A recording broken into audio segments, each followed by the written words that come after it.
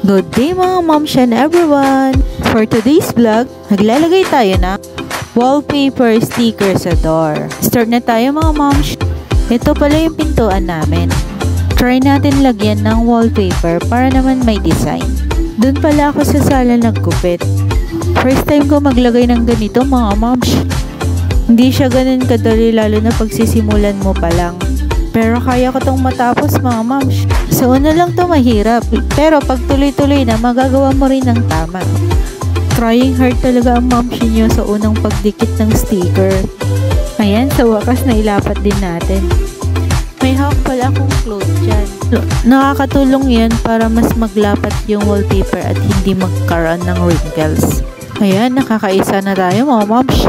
May sulat pa si Trisha nung 7 years old siya dito sa pintuan. At nagpaalam nga ako na tatakpan ko na.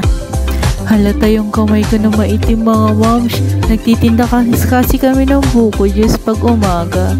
It takes time talaga pag ginawa mo pala to.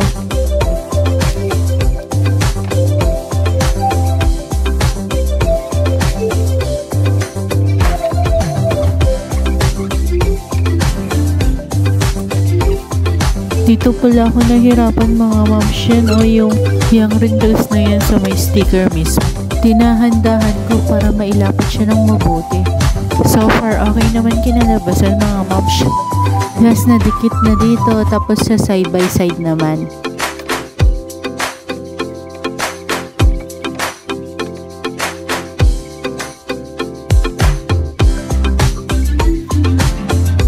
Mag-start na tayo sa kabilang side. Medyo nagagamay ko na mga moms at bumibilis na yung paglalagay ko ng sticker. Sa Shopee ko pala to binili mga moms. Napanood ko kasi ito sa TikTok kaya matry nga din. Nakikita ko na yung magiging resulta mga moms. Ayan, konting-konti na lang. Malapit nang matapos to mga moms.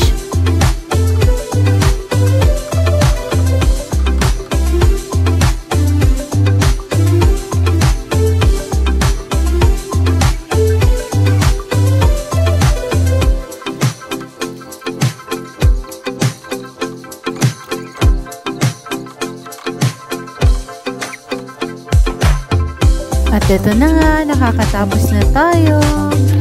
Ito po yung before na pintuan. Then, ito na yung after. Ajaran!